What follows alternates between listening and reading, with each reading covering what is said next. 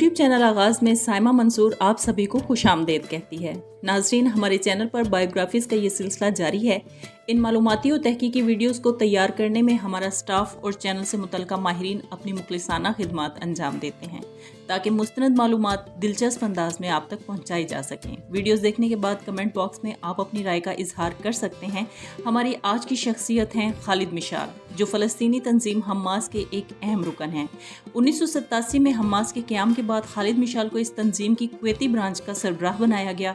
1992 में वो हमास के पोलिट ब्यूरो के बानी रुकन और चेयरमैन बन गए। यहाँ पर मैं आपको ये बताना ज़रूरी समझूंगी कि पोलिट ब्यूरो किसी भी ग्रुप या तंजीम की वो कमेटी होती है जो इस तंजीम या जमात की पॉलिसीज़ डिज़ाइन करती है। पोलिट ब्यूरो मरकज़ी कमेटी का एक ब्यूरो होता है जिसे रोज़मर्रा के सियासी फैसले करने का काम सौंपा जाता है। इसका तकर्रुर मरकज़ी कमेटी अपने अरकान में से करती है। जब इसराइल ने 2004 में शेख अहमद यासीन और उनके जानिशीन अब्दुल अजीज़ अल-रतीसी दोनों को कत्ल कर दिया, उसके बाद से खालिद मिशाल हमास के तस्लीम शुदा सरबराह बन गए। 2006 में फ़लस्तीनी कानून साज इंतखाबात में उन्होंने अपनी नशिस्त हासिल की। खालिद मिशाल ने 2017 में अपनी मुद्दत के इख्तिताम पर हमास के पोलिट ब्यूरो के चेयरमैन के ओहदे से भी इस्तीफ़ा दे दिया।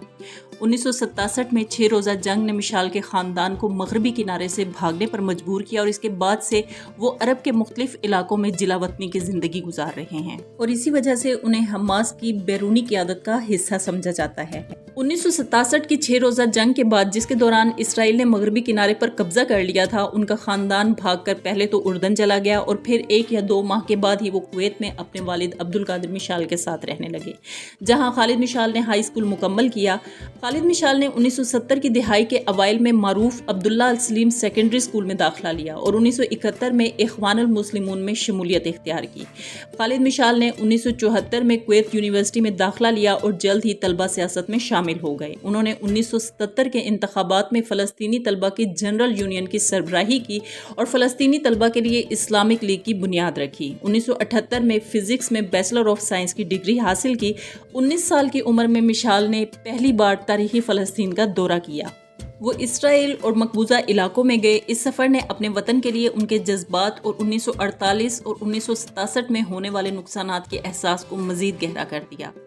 ग्रेजुएशन करने के बाद मिशाल उस्ताद बन गए और 1984 तक कुवैत में फ़िज़िक्स पढ़ाते रहे। 1983 में फ़लस्तीनी इस्लामिक तहरीक ने एक अरब रियासत में कॉन्फ्रेंस बुलाई जिसमें मगरबी किनारे, गज़ा की पट्टी और फ़लस्तीनी पनाहगज़ीनों के नुमाइंदे शामिल थे। मिशाल इस मंसूबे की क़यादत का हिस्सा थे। 1984 के बाद उन्होंने अपने आप को कुल वक्ती बुनियादों पर इस मंसूबे के लिए वक्फ कर दिया। जब अगस्त 1990 में इराक ने कुवैत पर हमला किया तो वो और कुवैत में हमास की बाकी क़यादत उर्दन मुंतकिल हो गई। 1995 में अपने पेशरो मूसा मोहम्मद अबू मरजूक की कैद के बाद खालिद मिशाल हमास के पोलिट ब्यूरो के बानी रुकन थे, लेकिन 1996 में वो हमास के चेयरमैन मुंतखब हुए। 25 सितंबर 1997 को मोसाद के एजेंटों ने वज़ीर आज़म नेतन्याहू और उनकी सिक्योरिटी काबीना के हुक्म के तहत उनको कत्ल करने की कोशिश की। एजेंट कनाडा के जाली पासपोर्ट पर उर्दन में दाखिल हुए और सियाहों के भेस में आए। उनमें से 2 उर्दन के दारुल हुकूमत ओमान में हमास के दफ्तर के दरवाजे पर इंतजार कर रहे थे और जब खालिद मिशाल अपने दफ्तर में दाखिल हुए तो उनमें से एक पीछे से आया और मिशाल के बाएं कान में एक आला लगा दिया, जिससे तेज रफ्तार जहर फैल गया। मिशाल के मुहाफिजों को हमले से पहले ही शक था। वो एजेंटों का पीछा करने और उन्हें पकड़ने में कामयाब रहे। दूसरे एजेंट भी पकड़े गए। इस हमले के फौरन बाद खालिद मिशाल ने सोचा कि एजेंट उसे तकलीफ देने में नाकाम रहे हैं, लेकिन बाद में उसी वक्त उनके सर में शदीद दर्द होने लगा।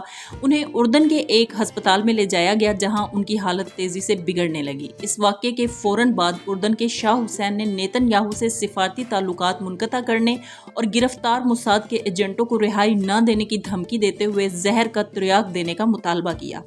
नेतन्याहू ने इनकार कर दिया और ये वाक़या सियासी अहमियत इख्तियार कर गया। इसराइल और उर्दन के ताल्लुकात तेजी से खराब होने के साथ शाह हुसैन ने धमकी दी कि अगर मिशाल की मौत हो गई तो दोनों ममालिक के दरमियान 1994 का तारीखी अमन खत्म हो जाएगा। अमरीकी सदर बिल क्लिंटन ने मुदाखलत की और नेतन्याहू को तिर्याक को तब्दील करने पर मजबूर किया। मोसाद के सरबराह नेतन्याहू की रजामंदी से मिशाल के इलाज के लिए एक तुर्याक लेकर उर्दन की तरफ रवाना हुए। किंग हुसैन मेडिकल सेंटर के डॉक्टरों ने जहां खालिद मिशाल कोमा में पड़े हुए थे, इस तुर्याक से खालिद मिशाल की जान बचा ली। उर्दनी हुक्काम की तरफ से मोसाद के एजेंटों को इसराइल वापस करने के फौरन बाद हमास के रूहानी पेशवा अहमद यासीन को उम्र कैद की सजा के बावजूद इसराइली हिरासत से रिहा कर दिया गया।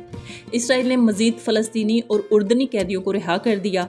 اسرائیل اور اردن دونوں کی حکومتوں نے قیدیوں کے تبادلے کے مذاکرات کی تردید کی۔ 2008 کے انٹرویو میں خالد مشعل نے اپنی زندگی پر ہونے والے اس حملے کے بارے میں کچھ اس طرح کہا کہ مجھے اپنی زندگی کے بارے میں مزید مثبت بنا دیا گیا ہے۔ میں موت کے سامنے اور زیادہ حوصلہ مند ہو گیا ہوں۔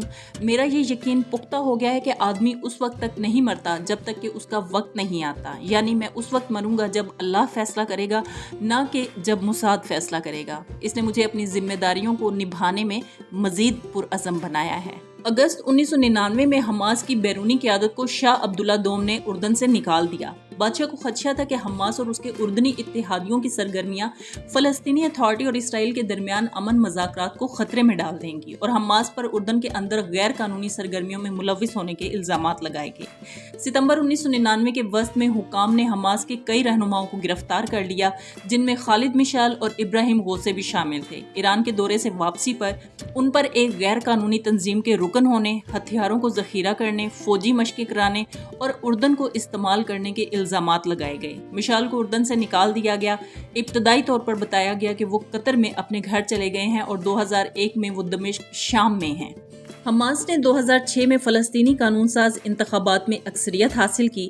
خالد مشعل نے 29 جنوری 2006 کو اعلان کیا کہ حماس کو غیر مسلح کرنے کا ہمارا کوئی منصوبہ نہیں ہے، لیکن انہوں نے مزید کہا کہ حماس دوسرے فلسطینی دھڑوں کے ساتھ ہتھیار ڈالنے اور کسی بھی آزاد ریاست کی طرح فوج بنانے کے لیے تیار ہے۔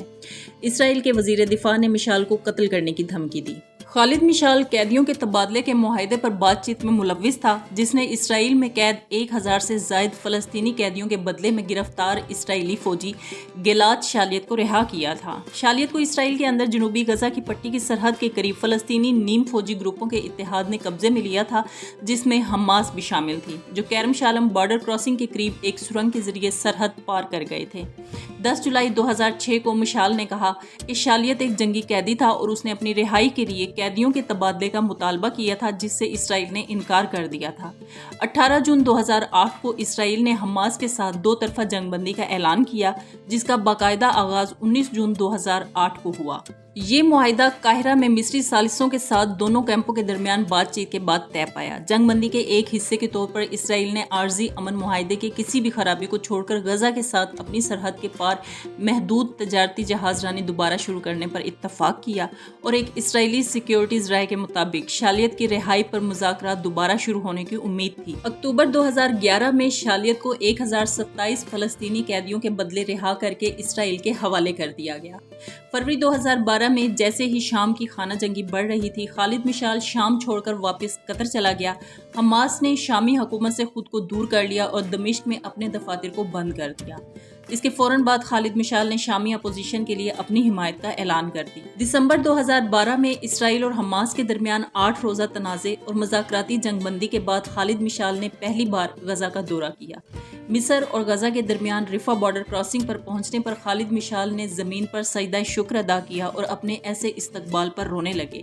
خالد مشعل نے اپنے دورے کو اپنا تیسرا جنم قرار دیا اور چوتھے جنم کی خواہش ظاہر کی۔ ان کا کہنا تھا کہ میرا پہلا فطری جنم تھا، دوسرا جب میں زہر سے صحت یاب ہوا، تیسرا جب میں آج غزہ میں ہوں، اور میں خدا سے دعا گو ہوں کہ میرا چوتھا جنم اس دن ہو جب ہم آزاد ہوں گے، جب پورا فلسطین آزاد ہوگا۔ انہوں نے کہا کہ ہم سیاستدان غزہ کے لوگوں کے مقروض ہیں۔ اپنے دورے کے پہلے دن غزہ شہر کا سفر کرتے ہوئے خالد مشعل نے احمد یاسین کے گھر کے ساتھ ساتھ احمد جباری کے گھر کا بھی دورہ کیا، جو حماس کے عسکری ونگ کے نائب سربراہ تھے اور جنہیں گزشتہ ماہ اسرائیلی حملے کے آغاز میں قتل کر دیا گیا تھا۔ غزہ شہر کے کتیبہ اسکوائر میں حماس کی 25ویں سالگرہ کے موقع پر ہزاروں کی تعداد میں حاضرین سے خطاب کرتے ہوئے خالد مشعل نے تاریخی فلسطین کے کسی بھی حصے کو تسلیم کرنے سے اپنی تحریک کے انکار کا اعادہ کرتے ہوئے کہا کہ فلسطین دریا سے سمندر تک، شمال سے جنوب تک ہماری ہی سرزمین ہے اور ہم اس کا 1 انچ بھی نہیں چھوڑیں گے۔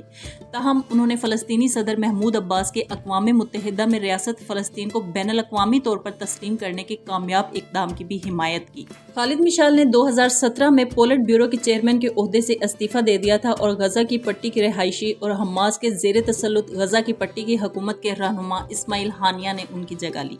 खालिद मिशेल का ख्याल है कि इसराइल के साथ अमन के लिए दो चीज़ों की ज़रूरत है, वो फ़लस्तीनी पनाह गज़ीन जो 1948 में इसराइली फ़ौजों के ज़रिए भागे या बेदखल किए गए उन्हें वापस आने की इजाज़त दी जाए, और ये कि इसराइल उन इलाकों से निकल जाए जिस पर उसने 1967 की जंग में कब्ज़ा किया था। बैनुल-अक़वामी बरादरी ने इसराइल से मुतालबा किया है कि वो पनाह गज़ीनों को वापस जाने दें, जिस पर इसराइल ने कहा कि वो कभी भी इस पर राज़ी नहीं होगा। खालिद मिशेल ने कहा कि इसराइलियों के लिए हमारा पैगाम ये है कि हम आपसे इसलिए नहीं लड़ते कि आपका ताल्लुक किसी खास अकीदे या सकाफत से है। आपके साथ हमारा झगड़ा मजहबी नहीं, सियासी है। हमें उन यहूदियों से कोई मसला नहीं जिन्होंने हम पर हमला नहीं किया। हमारा मसला उन लोगों से है जो हमारी सरजमीन पर आए, हम पर ज़बरदस्ती मुसल्लत हुए, हमारे मुआशरे को तबाह किया और हमारे लोगों को मुल्क बदर कर दिया। खालिद मिशेल अभी भी जिला वतनी की ज़िंदगी गुजार रहे हैं। खालिद मिशेल ने 1980 में शादी की और वो 3 बेटियों और 4 बेटों के बाप हैं। नाज़रीन, इसी के साथ हमारी आज की ये वीडियो इख्तिताम पजीर होती है। उम्मीद करती हूँ कि आपको हमारी ये वीडियो भी गुज़श्ता वीडियोज़ की तरह पसंद आएगी। अपनी राय से हमें ज़रूर आगाह करें। इजाज़त चाहूँगी। अल्लाह हाफ़िज़।